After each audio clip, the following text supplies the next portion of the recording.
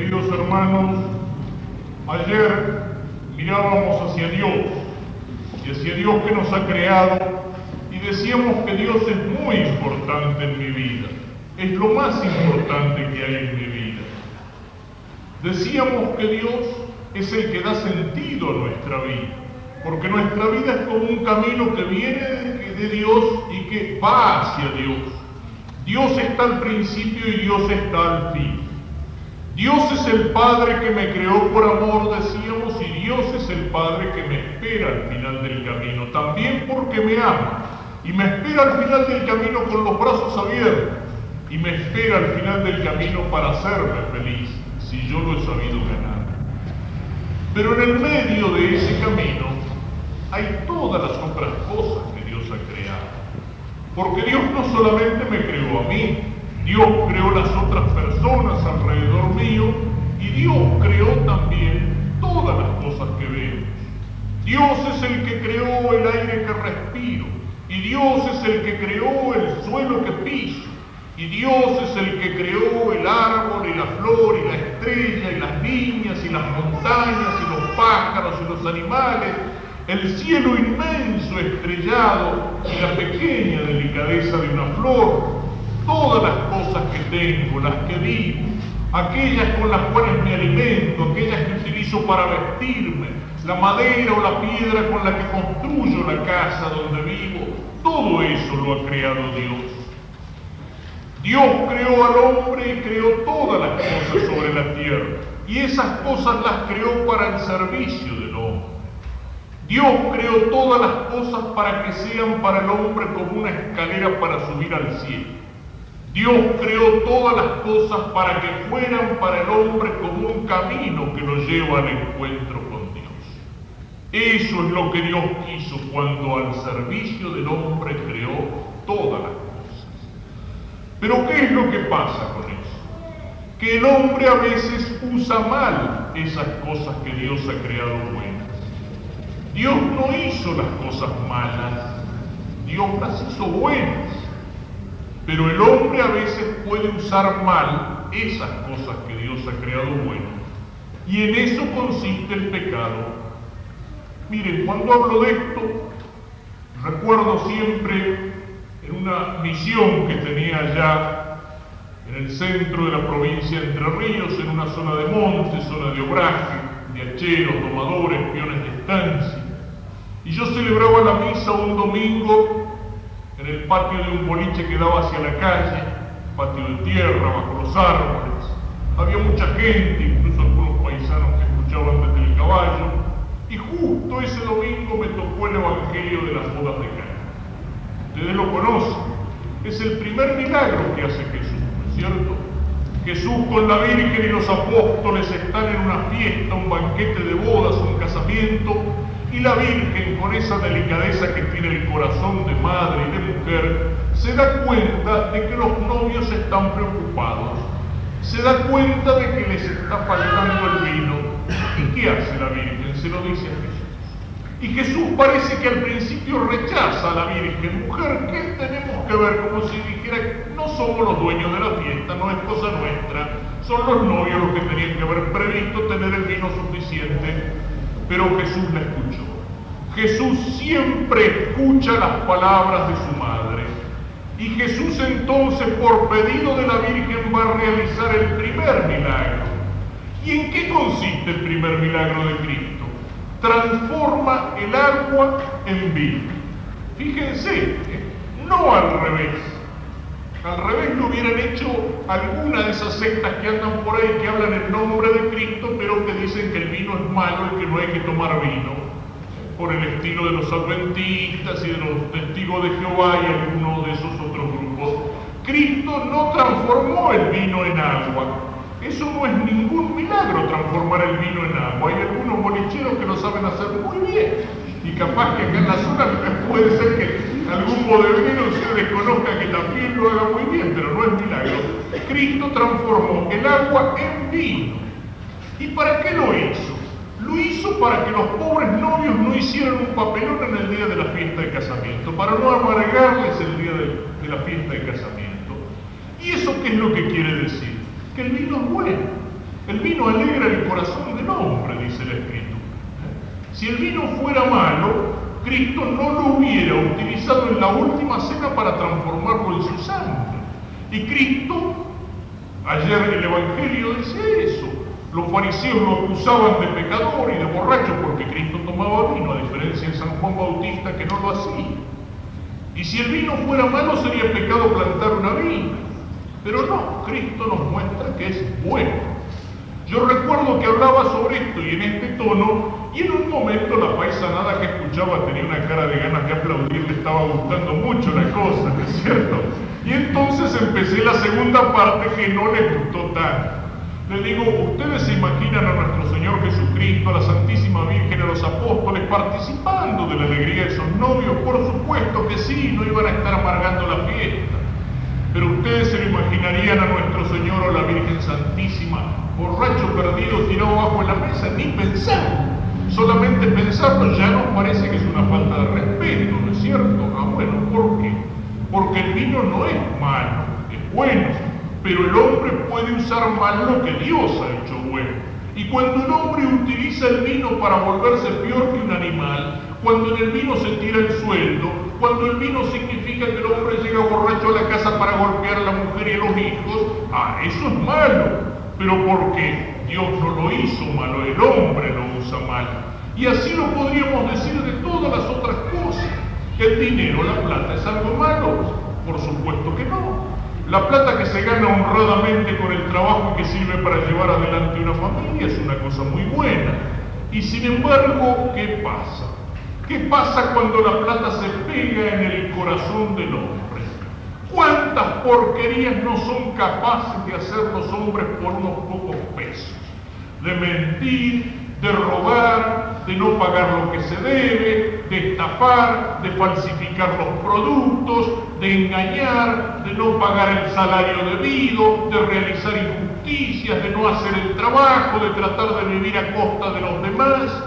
A veces vemos una familia muy unida, cómo se quieren los hermanos, y resulta que por ahí, púmbate, una herencia.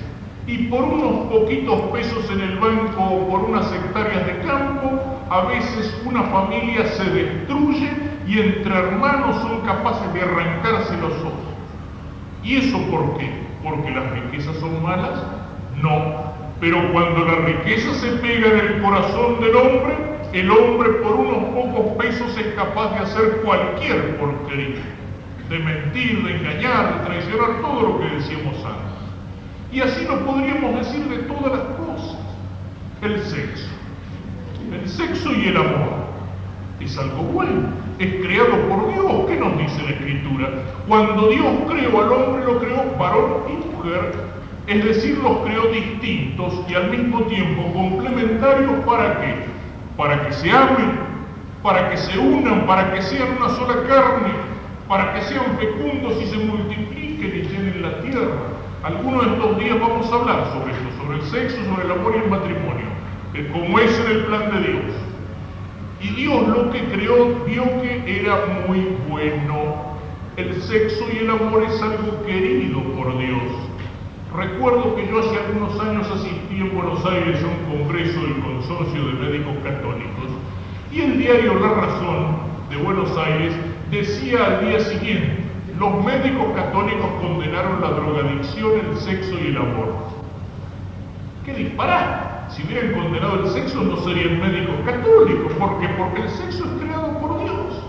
Es creado por Dios y Dios los quiso así, varón y mujer, para que se amaran, para que se unieran, para que fueran una sola cosa. Pero el hombre puede ensuciar lo que Dios ha hecho bueno. Cuando el hombre transforma el sexo no en algo que es asumido por el amor y por un amor que es fiel y que es definitivo y que es fecundo, sino que lo transforma en una inmundicia para revolcarse en el placer que se busca en la carne.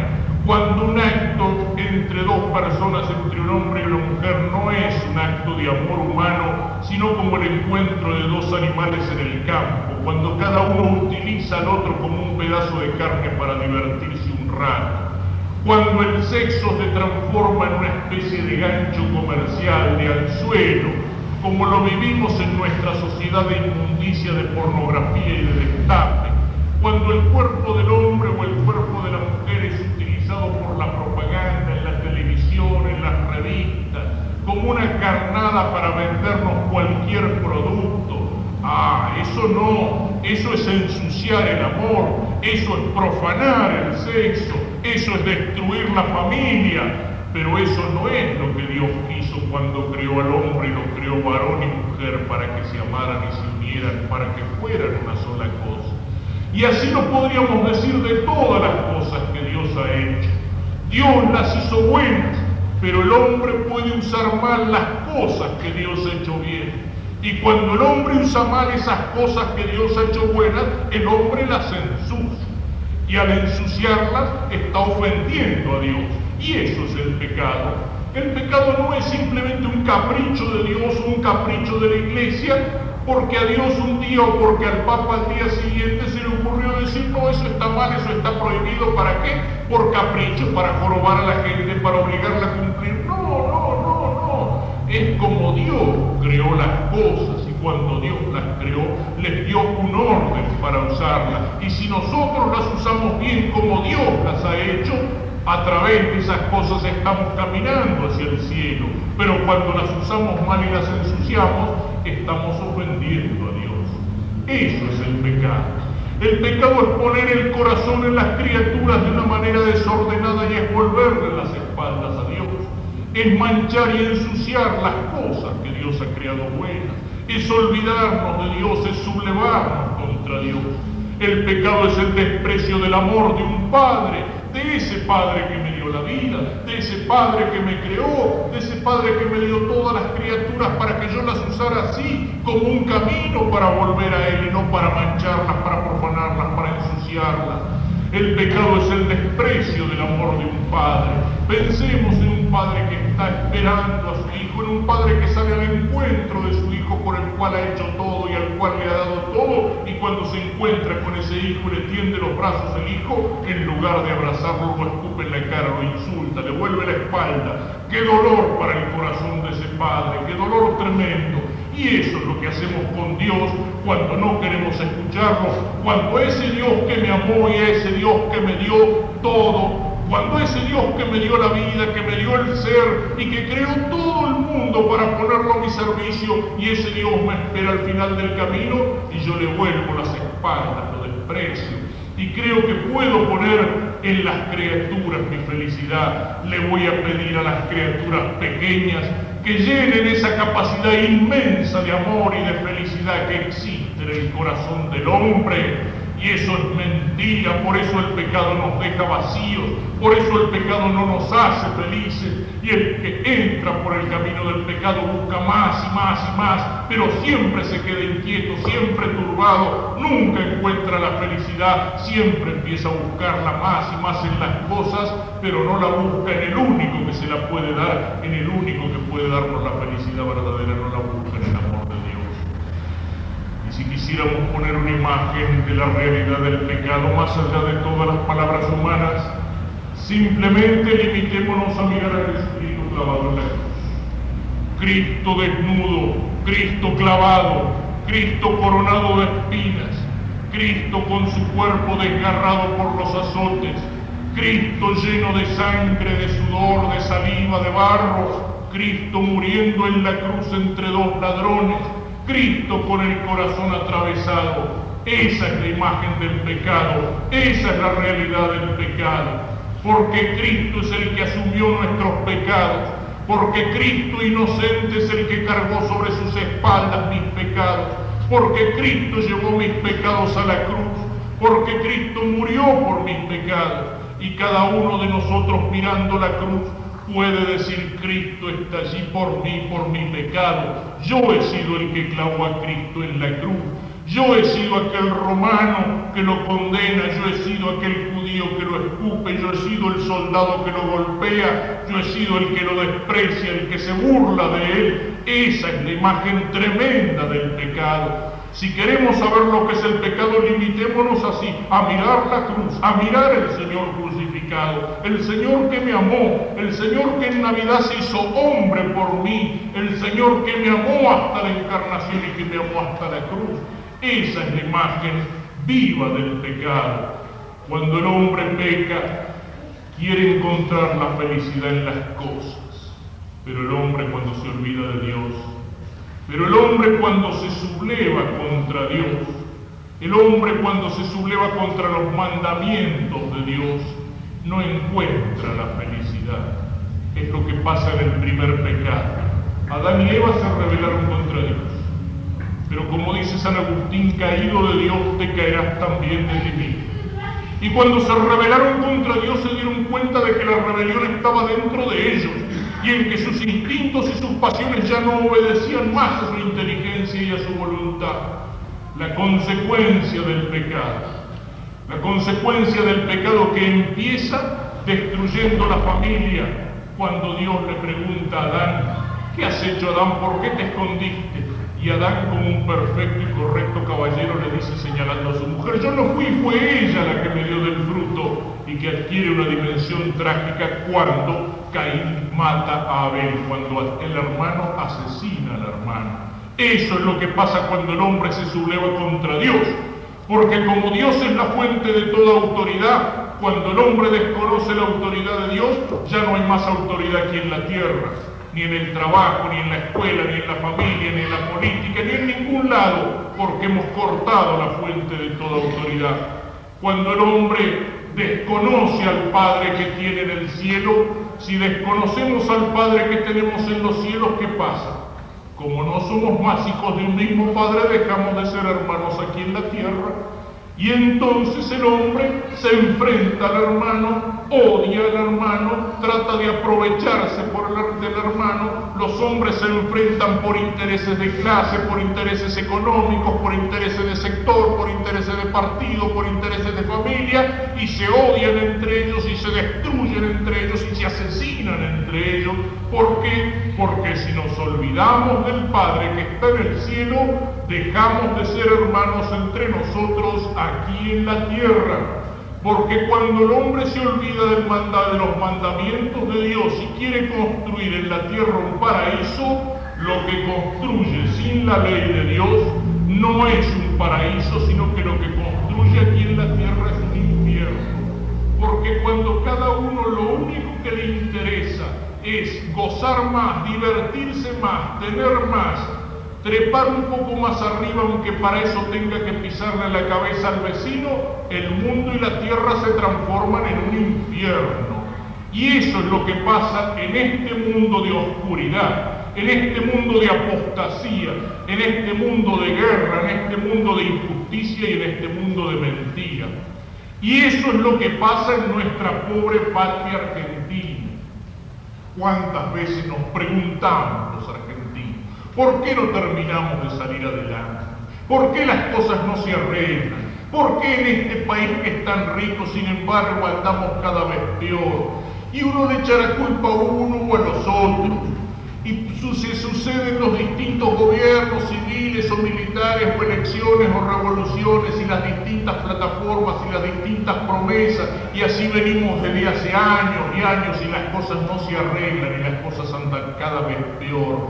¿Por qué? Porque ¿dónde está la raíz del problema? Está en el corazón del hombre. Cuando uno roba es porque la avaricia está primero en su corazón. Cuando uno miente es porque su corazón es mentiroso. Cuando uno mata es porque primero empezó por odiar en su corazón. Y eso es lo que nos pasa a los argentinos. Esta patria argentina que nació cristiana y católica, con los hombres que vinieron de España con la cruz de Cristo y con la espada de los conquistadores para ganar un mundo nuevo para Cristo, con aquellos hombres que nos dieron la independencia, con hombres como San Martín y Belgrano que no tenían vergüenza de dirigir el rosario de sus tropas, de declarar a la Virgen del Carmen o de la Merced como generala de sus ejércitos, de repartir el escapulario entre sus tropas, de dar en los colores del manto de la Virgen para que sean los colores de nuestra bandera. Así nació la Argentina cristiana y católica. Cristiana y católica, con los conquistadores, con los hombres de la independencia, con los caudillos federales que levantaban la bandera de religión o muerte. Pero después sí, después vinieron los hombres de las logias, los doctorcitos porteños, los hombres de la masonería, y nos quisieron dar un país sin Dios, una escuela sin Dios, una Argentina sin Dios, y los argentinos nos olvidamos de Dios y de los mandamientos de Dios, y es por eso que andamos como andamos. Se le puede echar la culpa a los yanquis, a los rusos, a las multinacionales, a los ministros de economía, a esto, al otro o al de más allá. No, lo que está podrido es el corazón del hombre. Es cierto, roba y coimea la gran empresa, los intereses mundiales y el gran capitalista, pero también el tipo que falsifica, el que miente, el que sube los precios innecesariamente, el que revende las entradas en la puerta de la cancha de fútbol, el que coimea en la caminera. ¿Por qué? Porque nos hemos olvidado de los mandamientos de Dios, y entonces no hay solución en los programas, en los discursos, en las plataformas de los partidos políticos. ¿Qué es lo que está torcido? Es el corazón del hombre. Y hasta que los argentinos no nos acordemos de que esta patria nació cristiana y que cristiana tiene que ser, hasta que no empecemos a caminar derecho por ese camino que nos señala el Evangelio y que nos señalan los mandamientos de Dios, hasta que no empecemos a vivir en serio como cristianos, amando a Dios por sobre todas las cosas y amando al prójimo como a nosotros mismos por amor de Dios, porque es hijo de Dios, y entonces, hermano mío, no va a haber ninguna solución. Es fácil sentarse en una mesa de café o en una mesa redonda en la televisión y empezar a discutir y arreglar el mundo y sus alrededores. Pero lo que hay que empezar por arreglar es esa pequeña partecita del mundo que es cada uno de nosotros. Por eso la Iglesia nos llama a la reconciliación, pero por eso el Papa nos dice que no hay ninguna reconciliación posible si no nos convertimos, si no cambiamos, si no nos arrepentimos de nuestros pecados, si no empezamos por reconciliarnos con Dios, por cambiar, por ser en serio cristianos, por tratar de vivir como hijos de Dios, y solamente así podemos ser semillas de reconciliación para una sociedad nueva. Pensemos un poco en esto, pensemos en que el pecado es un engaño y una mentira. Es una felicidad que se nos promete, pero mentirosamente. Es una felicidad que vamos a buscar en las criaturas cuando solamente Dios la puede dar. Pensemos en que Dios, cuando me creó todas las otras cosas para mí, pero las creó para que fueran escalera para llegar al cielo y no camino para apartarme de Dios. Si miramos a las cosas así, dice un gran pensador francés que las criaturas son velo y a la vez revelación de Dios. Si miro a las criaturas con los ojos turbios y con el corazón enfermo del pecado, las criaturas me ofrecen a Dios y empiezo a vivir en un mundo donde Dios se esconde y donde Dios se oculta. Pero si sé mirar a las criaturas con los ojos limpios del que vive en la gracia de Dios, entonces todas las criaturas, como dice la Escritura, como dice el Salmo, los cielos y la tierra cantan la gloria de Dios, y todas las cosas creadas me están remitiendo a aquel que me creó, me están remitiendo a aquel que las creó y que las creó por amor, me están enseñando a conocer y a amar a Dios. Y la última imagen en este pensamiento sea volver a mirar al Señor crucificado y sea preguntarme qué es lo que Cristo hizo por mí, y sea buscar la respuesta en el crucifijo, que es como un libro que me dice con su imagen tremenda: me amó y se entregó a la muerte por mí. Y después de mirar hoy hacia la realidad del pecado, volveremos mañana a levantar los ojos hacia la cruz para descubrir en ella la inmensa misericordia del Señor que me perdona.